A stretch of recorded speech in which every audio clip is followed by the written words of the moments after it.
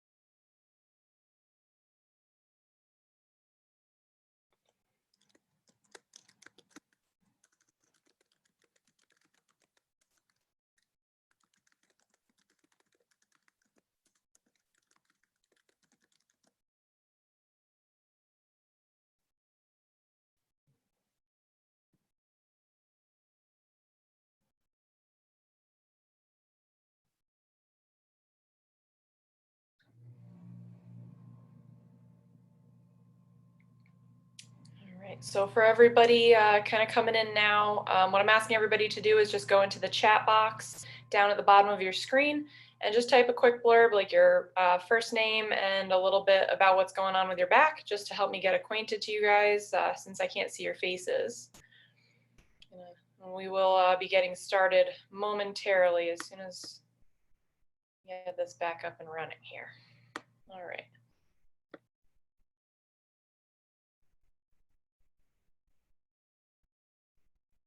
All right, so we have Dee here with us. She says she's got muscle spasms in the low back, probably due to arthritic hip and stenosis in the low back. Yeah, so hip and the hips and low back work very closely together, which we're going to get into a little bit. So if there's something going on in one joint, very often they kind of play off of each other. If anybody else wants to share what's going on with their back, I think we're give it another minute just for any stragglers to make their way into the room here with us.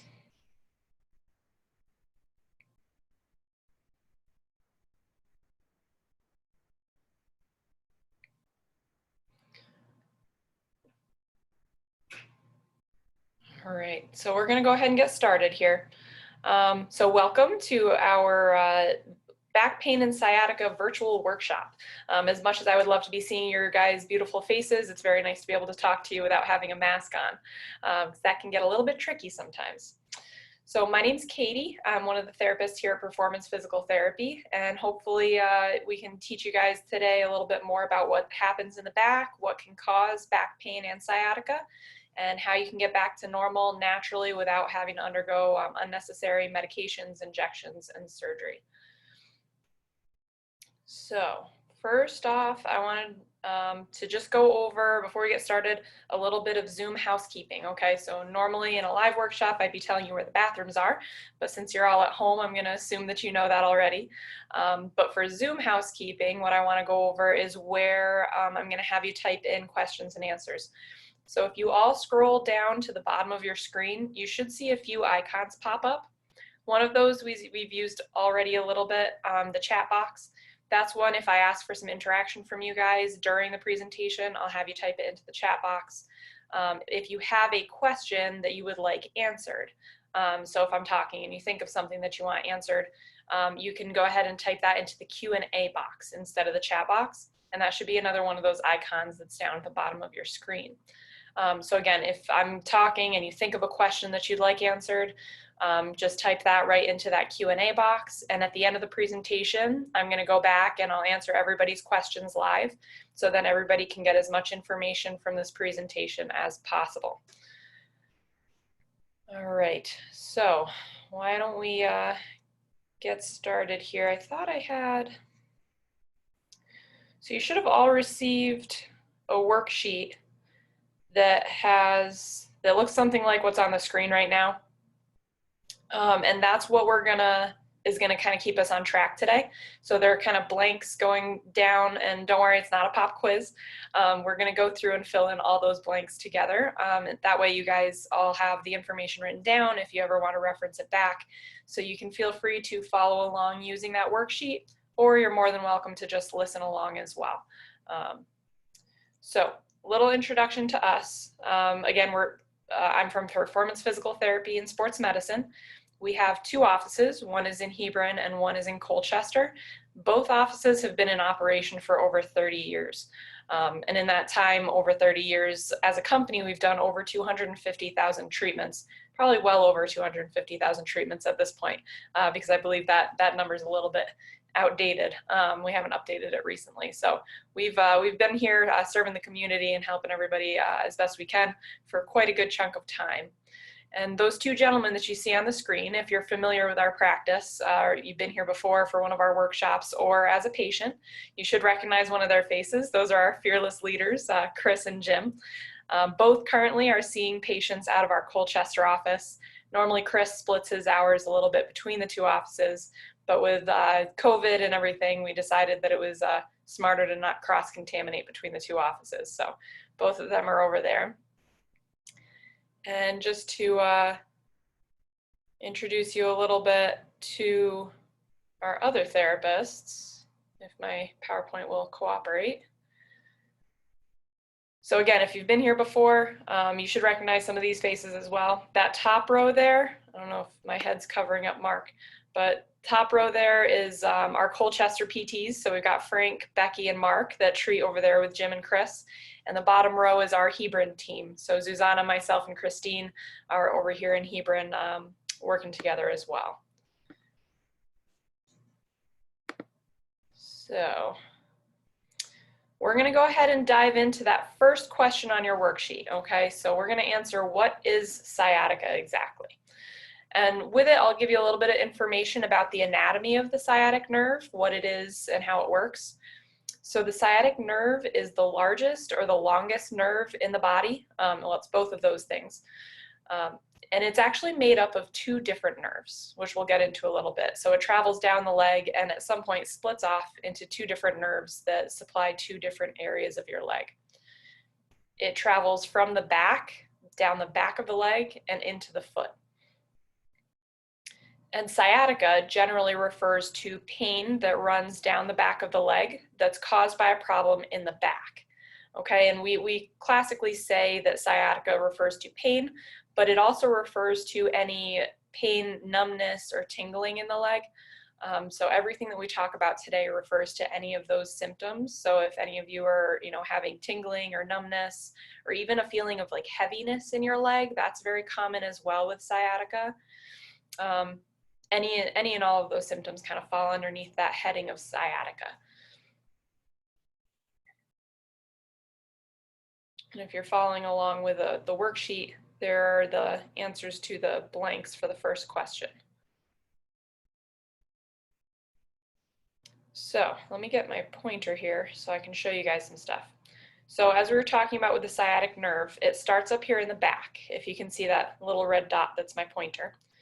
So it starts up in here, the nerves come out, and they kind of join together to form the sciatic nerve.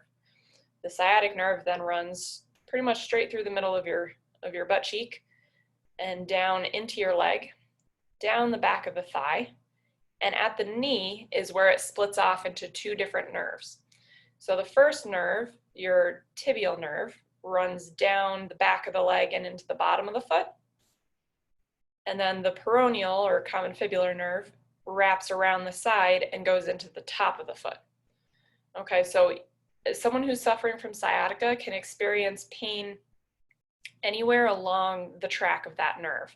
So anywhere from the back to the buttock, to the back of the thigh, to the back of the calf, bottom of the foot, or even around the side of the calf and lower leg and into the top of the foot. Those are the most common distributions for sciatica classically. If you're experiencing pain or numbness or tingling in different areas of your leg, like the front of your thigh, very often that can also be caused from a problem in the back, but is not necessarily related specifically to the sciatic nerve. So sometimes the concept that a problem in your back can cause pain in your leg is a little bit hard to wrap your brain around. So the easiest way to explain how that happens and kind of why that happens is with the analogy of a garden hose. So this time of year, we're all, out in the garden doing our thing. We've all worked with garden hoses before. So as you know, the garden hose is kind of a tube and the water runs through it. So if you think of your sciatic nerve like a garden hose that runs from your back and runs down your leg. And I'm sure we've all had the experience where you get a kink in the garden hose when you're working in the yard. And what happens? You run out of water, right? That water gets blocked off and it doesn't get through. It's the same kind of idea with sciatica, or referred pain down your leg from your back, is you're getting pressure on that garden hose that is your nerve, which blocks off the water in that garden hose, which in this case, in your nerves, are the signals that communicate back and forth between your spinal cord and your leg. Okay, so those nerves give you sensation in your leg, and it also gives you control of your muscles. So those nerves carry both the sensation, so like when you touch your leg, those nerves are carrying those signals up, and it also carries signals to your muscles to tell them when and how to work. So if you get pressure on that nerve and those signals get cut off, that can be interpreted as that pain, numbness, and tingling. Or if the muscles aren't working so well, then sometimes you can get weakness in the leg can feel heavy. Sometimes people even get buckling in the leg when they're trying to do things like stairs or walking. And that's all because you're getting pressure on that garden hose. So pressure can come from kind of a variety of different things. Classically, we think of a problem in the low back causing pressure on a nerve that sends it down the leg. That can be arthritis, it can be disc related, it can be muscle related. There are some muscles in your hip that go right across the sciatic nerve. So if you have tightness or stiffness in the hip, that can also cause pain going down, which is kind of what I mentioned about what Dee has going on right now at the beginning of the presentation. So any of those areas can cause pressure on the nerve that can cause the symptoms. So whenever we're treating anybody with sciatica, we're making sure to look at not only the low back, but also the hip, the muscles, the flexibility, all the way down the line to make sure we're looking at the big picture. All right, so now we've done a little bit of an anatomy review. We'll go back in a little bit more detail in a little while, but I want to talk a little bit about how we came to specialize in treating back pain and sciatica. So as I mentioned before, we've been in business over 30 years. We've done over 250,000 treatments. So if you think about the towns of Hebron and Colchester, if, say, Hebron has 10,000 people in it and Colchester has 15,000 people in it, it's basically like we've treated everybody in both those towns 10 times over, at least. Okay, and back pain is the most common condition that we treat. The reason that we've seen back pain so often, especially in recent years, is because they're starting to realize that very often physical therapy treatment, addressing the big picture, so addressing all of the joints and muscles surrounding the back, is often as successful as surgery. So they've done studies where they take a group of people and they send half to have surgery and they send half to physical therapy. And what they found was that in long term, there's no difference between the groups. Everybody has a very similar rate of recovery. So more and more people are getting sent to us for treatment prior to going for these more invasive procedures. And unfortunately, we've also had the situation where people have had surgery to treat their back pain, which has been unsuccessful due to the true cause of their back pain being missed on initial exams. And when they come to us afterwards, we're able to successfully treat their pain at that point.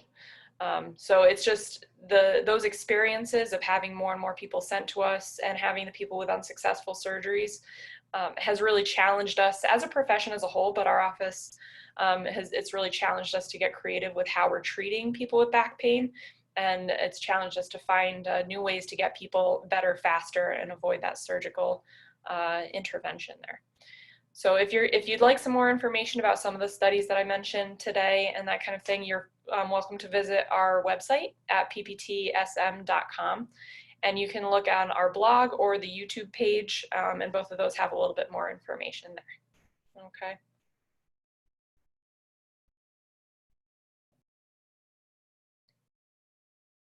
So we're going to talk a little bit about what happens when we assess somebody for back pain. So the first step, one of the first questions that we ask people when they come in the door is the pain, numbness, or tingling in your leg reproducible? Okay, and by that what we mean is there something that consistently makes it worse, makes it come on? And this can be the back pain or the symptoms in your leg. Sometimes they're usually reproduced by similar activities. Some of the most common ones we hear is, I have a lot of pain when I'm sitting, or I have a lot of pain when I'm standing and walking, or when I'm doing dishes in the sink and I'm kind of stooped forward. I have pain when I'm trying to sleep at night, or when I go to get up out of a chair after I've been sitting for a while, pain when I'm driving, when I'm lifting heavy objects, or when I twist. There's a whole host of activities that really will aggravate people, irritate people's symptoms when they have back pain and sciatica.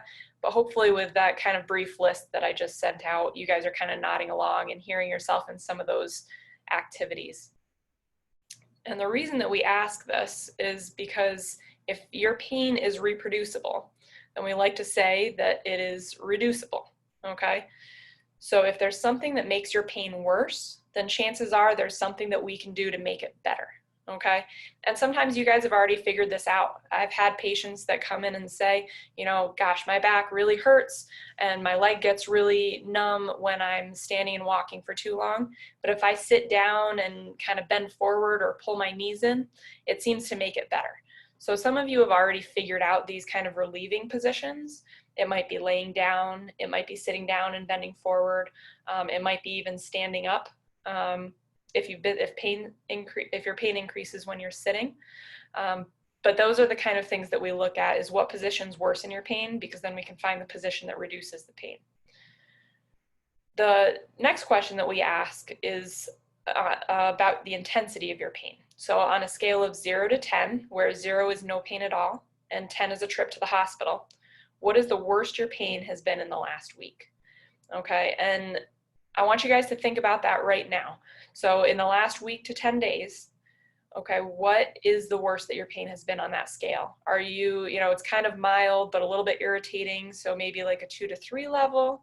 Is it something that really is starting to limit, what you're able to do, maybe more at a 5 or 6 level? Or is it something that is incredibly difficult to live with and severely limits what you're able to do more at that, 7, 8, 9 level? And based on that, once you figure out how high your pain was getting, I want you to think about what you were doing when you experienced that pain. And those are the kind of things, the kind of information you're going to want to kind of have in your mind when you go to get your back pain assessed. And you want to make sure whoever's assessing your back pain is asking these kind of questions, because it's very vital in determining that underlying cause rather than just kind of treating the symptoms that are on the surface. So next, the single biggest mistake sciatica and back pain sufferers make is that they ignore it, okay?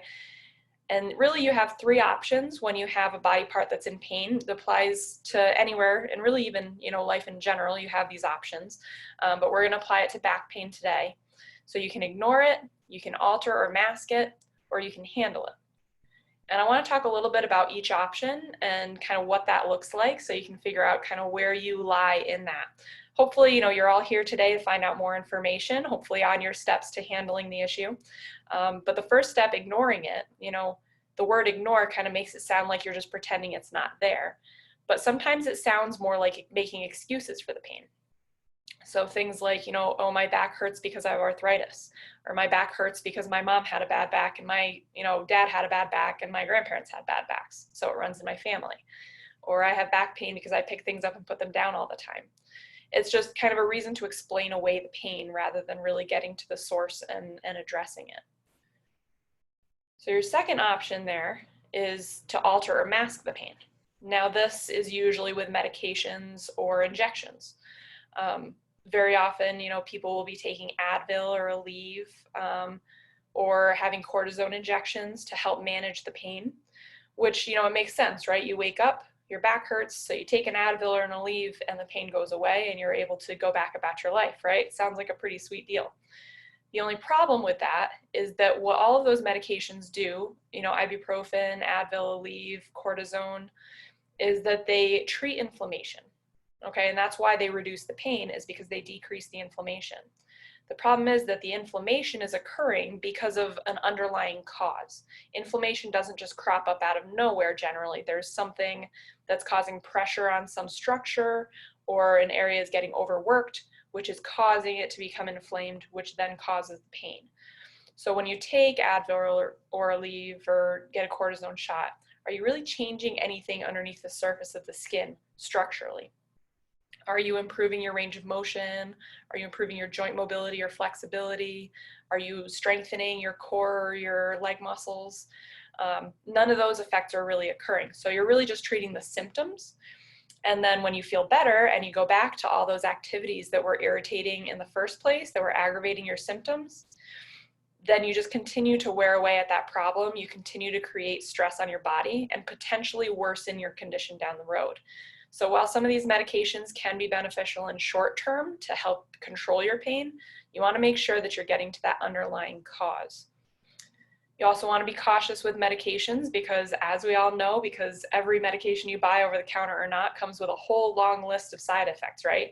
It's kind of that part of the pamphlet that we do our best not to look at because it gets in your head a little bit, but it's there, right? Because these medications, they do come with some side effects. Like Advil or ibuprofen can be really rough on your stomach. It can cause stomach ulcers, which then, if they're not caught soon enough, can cause bleeding. And it can also, when you have a cortisone injection, they've started doing some studies more recently, finding that about 20% of people who have cortisone injections will actually experience a worsening of their degenerative changes in their joints, because cortisone can cause a weakening of, ligaments and cartilage. That's why if you've ever had one and your doctor tells you that they can't do them too close together, that's because of the effects it has on the soft tissue around the joint. If you do them too close together, it can cause significant weakening of those structures. So just be aware that any of those medications that kind of cover up the pain usually come with some kind of side effect as well. Your third option, this is our favorite one, is that you can handle it, okay? And you can address it, you can take care of the problem at its source. But what we want you to do is to avoid the traps, because there are a couple different traps out there, particularly specific to low back pain, that we want you to avoid. So the first step that most people take when they have pain and they want to address it and take care of it and feel better is that they go see their doctor, right? My back hurts, you go to the doctor, you tell your doctor, and very often your doctor will send you for an x-ray or some kind of imaging, so x-ray or MRI. And what they're finding with that, so this picture here on the left of your screen is an x-ray. X-rays show bones, okay, so they show the bony anatomy. They don't really show the soft tissue in most cases. This here on the right is an MRI, and that will show the bone and the soft tissue as well. And both are very common imaging studies to do in patients with low back pain. But what they're finding is that there are some positive findings on MRI that they're thinking, are starting to realize are kind of a part of normal aging. So they did a study on, 100 individuals with no back pain at all, so no symptoms. And they did MRIs of all of their backs. And what they found, and all of these individuals were, I believe, over the age of 50. So 100 individuals over the age of 50, no back pain at all. And they did MRIs on all of their backs. And what they found is that 50% of them had some kind of positive finding on their MRI, whether it was a bulging disc or some arthritis, bone spurs, something along those lines. But these were by people with no pain. So just because these findings are evident on your MRI or X-ray does not mean that that is what's causing your pain, okay? So that's where very often physical therapy will come in, and based on your movement patterns and where you're feeling the pain and when you're feeling the pain, we're able to determine which structure is the underlying cause of the pain. Is it truly that disc, that's bulging in your back, or is there maybe something else that's going on that's causing that pain? So just be conscious of that when you get an MRI finding, and make sure that the other possible causes are being looked at and addressed as well. So we're going to go back to kind of a little bit of an anatomy lesson, and talk about the 3 most common causes of back pain and sciatica. So those are a herniated disc. This is generally in people who are younger, so 35 to 40 years of age or younger. Usually comes on, well, I'll get into that in a minute, but the second one is stenosis, degenerative disc disease, or osteoarthritis. And the last one is an SI joint or pelvis problem. Okay, so we're going to go into each one in a little bit more detail. So starting with a herniated disc. As I said, generally this is someone who's younger, 35 to 40 years of age or younger. Usually comes on after either a fall or sometimes bending and lifting something. And these individuals will generally have pain with bending forward, pain with sitting, and actually feel better with standing and walking. And what happens in that, so just to give you kind of kind of frame of reference for the photo that's on your screen, this is the spine of someone who is facing the right side of your screen. So here is the front of the person, and here is the back of the person, okay? These white pieces here are your vertebrae, or the bones in your back. And these little kind of squishy looking things in the middle, those are your discs, okay? And then this yellow part that comes out of these holes between the bone, those are your nerves, okay? So you have your spinal cord in the center that runs all the way up and down, and you have the nerves that kind of come out on the sides as it comes down. So the disc, basically, if you think of the disc like a jelly donut, okay? So you have your donut, which is kind of a thicker, more fibrous part on the outside of the disc, and on the inside you have the squishy jelly. And what happens when you have a herniated disc is that you get a tear in the outer part of that donut. So the thick kind of protective part gets torn or injured, and that allows the jelly to escape out the back. Usually it escapes to one side or the other, and that's this red part here in the picture. And you can see how if it shoots out the side, it comes into contact with that nerve there, okay? And that's one of the kinks in the garden hose that I talked about earlier, okay? So when that disc comes in contact with the nerve, that can send pain not only in the back, but also shooting down the leg. Okay, so that's the herniated disc patients. Our second category are stenosis, DDD, or arthritis. Now, DDD stands for degenerative disc disease. And if you guys have ever heard of, been told that you have this going on in your back, they're basically all kind of varying types of kind of degenerative changes in the back. Okay, so again, in this picture here, we have the front of the person and the back of the person. So what happens as we age is you start to lose some of the fluid in the discs. They start to kind of dry out. And what that causes them to do is you start with a good amount of space and they get smaller. So if anybody is a little bit shorter than they were when they were 18 years old, this is why, okay? Those discs get smaller, which can cause you to lose height. You can also get compression in the vertebrae themselves. If you've ever been told you have a compression fracture or something like that, that can also cause you to lose some height. But primarily these discs getting smaller over time will kind of bring those vertebrae closer together. And what that causes is it causes this hole around your nerve to get smaller, okay? And that's where we come in with stenosis. It's that hole around your nerve closing down a little bit around the nerve. And that can happen as a result of your discs kind of deteriorating a little bit and getting a little bit smaller. It can also happen because of other changes related to arthritis, so bone spurs, or kind of some changes in the shape of the bone. So if that hole gets small enough and you get a bone spur here poking down onto your nerve, It has the same effect as the disc had on the nerve, right? It causes a kink in the garden hose. So if you have a bone spur that pinches down onto that nerve, that can cause pain down your leg as well. Now, generally, these individuals are over the age of 50, okay, and usually have pain with standing and walking and feel better when they sit down. So you can also do what's called the grocery cart test. Okay, so if you have pain when you're standing and walking and you lean forward onto a grocery cart and it makes your pain feel better, chances are you have some stenosis in your back. Or if you've ever seen anybody walking around the grocery store, leaning onto their cart, they may be doing that because they're having back pain related to stenosis, DDD, and arthritis. Okay. So the third potential cause for back pain and sciatica, which I think is the most commonly overlooked area, is the SI joint. So this picture here is a picture of the pelvis, okay? And this is as if we were looking forward at someone's pelvis. So here you have your low back. These are the vertebrae with the sides of them coming out here, okay? And then this triangular bone at the bottom is your sacrum. Some people call it your tailbone, okay? And that rests right at the base of your spine. These big bowl-shaped bones, which are kind of those big hip bones, if you put your hands on your hips, those big bones there on your sides, those are your pelvic bones. And they attach to the sacrum at this point here on the screen, which is called your SI joint. Now the SI joint kind of moves a little bit as we move around, and sometimes that SI joint can get a little bit stuck.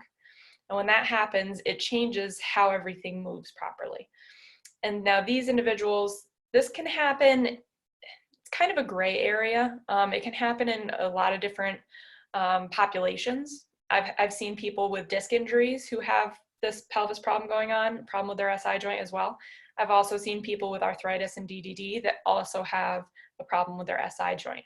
And when there's a problem with the SI joint, very often it will prevent another condition from healing properly. So if you have a herniated disc and the SI joint problem is not addressed, sometimes the disc won't heal properly. And the same thing with the arthritis. If you're having pain from arthritis, an underlying problem with the SI joint that goes unaddressed can cause that pain to persist when normally it would have been resolved. And these patients, you generally have pain with sitting and with going from sitting to standing. Okay, those are kind of the two classic signs. And again, all three of these different causes can cause pain to go down your leg. So the SI joint, as I mentioned before, is very commonly overlooked. It's not like, we're hiding away the information and it's a secret. It's well known that the SI joint moves, but it's not necessarily common practice in America to address the SI joint at this point in physical therapy. It's an area that a lot of people don't have a solid understanding of and are unsure of how to treat it. Whereas in Europe, the SI joint has been treated successfully in Europe for many, many years. And so what we utilized in order to get people feeling better faster is kind of a little more of a European style physiotherapy. So it's a combination of not just hands-on physical therapy to move the pelvis and spine, and a combination of strengthening exercises to help stabilize the pelvis and the spine. So using a combination of the two. So if you go to a physical therapy place to seek treatment, you want to make sure that they are looking at all three of these possible causes. Make sure they're taking a look at the pelvis and making sure that that is functioning well, because if that area is locked up, then the rest of the spine can't move well. So you want to make sure that that person is putting their hands on you and really feeling how your joints are moving. All these joints kind of work together to help absorb shock. Okay, so like when you're walking and your foot hits the ground, it sends a shock wave up your leg, and each joint is responsible for absorbing some of that shock. If you have some stiffness in your ankle or your knee or your hip or the SI joint or the low back, then that area doesn't absorb shock the way that it should, and that can cause increased stress in other areas. So when we're treating someone with back pain, we're using our hands to move not just the pelvis and spine, but we also take a look at the hips. Sometimes we're looking at the knees and the ankles as well to make sure that everything in that whole chain is moving well so that it can function optimally and get you out of pain. So we also have a couple other modalities that we use to get people feeling better faster. We utilize dry needling. I believe all of our therapists can treat using dry needling, which dry needling is basically using an acupuncture needle to release tight muscles. So if you have an area of spasm in the muscle, it can cause tightness, which decreases your flexibility, and it can also cause the muscle to not function quite the way that we want it to. So using that acupuncture needle, we're able to hit that little area of spasm, which causes the muscle to contract and allows it to relax out a little bit more quickly. And again, it's growing in popularity, not always the most comfortable technique, but the fast results that we get using the technique are very worth the discomfort our patients go through in having it done. We also utilize a class 4 laser, which class 3 lasers have been used in physical therapy for many years, and there's been some debate on their benefit because they don't get very deep. They only go up to about a half a watt, and we're never getting very deep. Class 4 lasers go up a lot higher. So we have a 25 watt laser in the Colchester office, and we have a 40 watt laser in the Hebron office. And what we can accomplish with the laser is that it helps to decrease inflammation, it helps to reduce pain, it actually helps to kind of create a really healing environment in your body. So this is, it's kind of, if you guys go way back to like, middle school science class, and remember photosynthesis with plants. So plants absorb energy from the sun, and then they use that energy to perform functions in their cells. The class 4 laser is very similar. So we use the laser to provide light energy to your body, which your cells then absorb that energy and use that energy to heal and to clear out that inflammation, and to just really kind of speed along that healing process. So the next step for you guys, what we're offering everybody who is here on this call today and listening to this workshop, is we are offering a free discovery visit. So what a discovery visit is basically a chance to sit down with one of our therapists and talk about what's going on with your back, have that therapist run some tests and really determine exactly what is the cause of your pain, and give you a little bit of information about what's going on in your own body, what's causing your pain, and what can be done about it. What's the next step for you? And we're offering these both online and in the office, both offices, so whichever one is more convenient. And in order to sign up for one of these discovery visits, I'm going to direct you to this website on the top of your screen. Okay, that's performanceptworkshops.com. When you go there, it's going to pop up with this page here. And what you're going to do is you're going to fill in your first name here, your last name here, your email and your phone number. And then you're going to click the register button, which is somewhere down below, got kind of cut off. And click register. That's going to send your information to us, and somebody will be in touch shortly to schedule that visit for you. Okay, you can also call our office directly, which all of our information, our contact information, is on both of our Facebook pages and on our website. So you can head on over to this website, or you can give our office a call.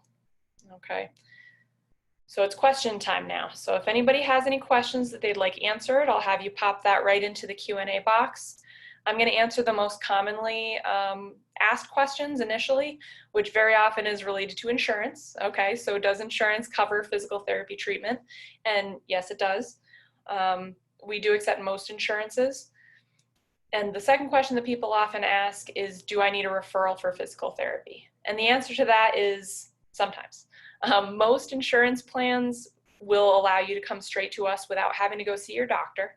There are certain insurance plans that do not allow that and do require a physician referral.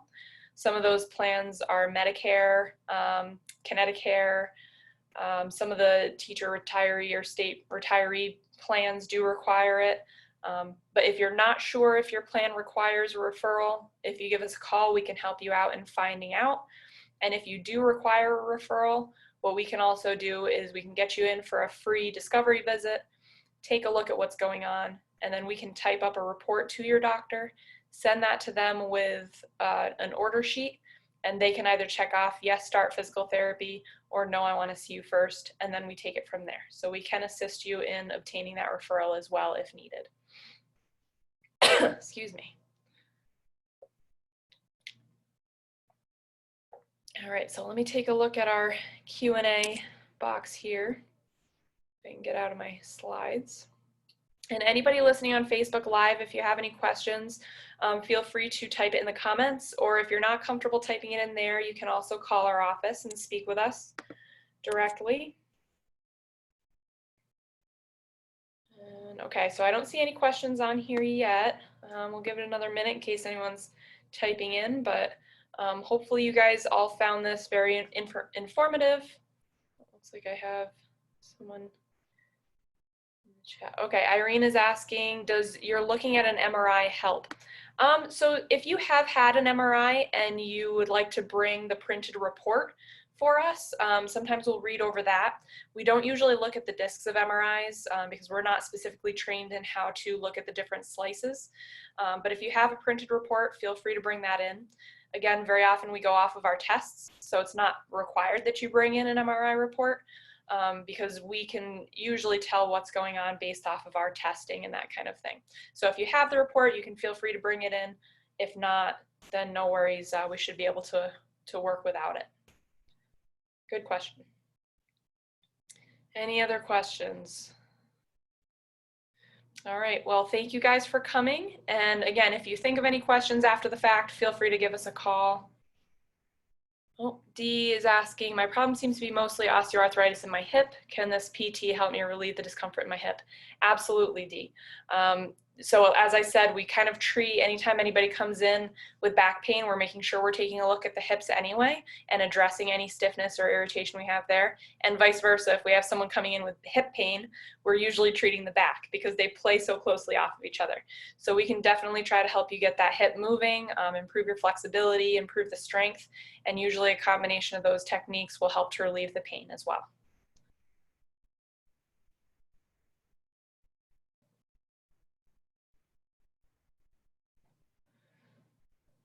All right, so doesn't look like anybody else has any questions. So again, if you think of any questions after the fact, feel free to give us a call or schedule a discovery visit, and we would be happy to chat with you guys then. Okay, thank you guys all for coming, and I hope you have a great rest of your day.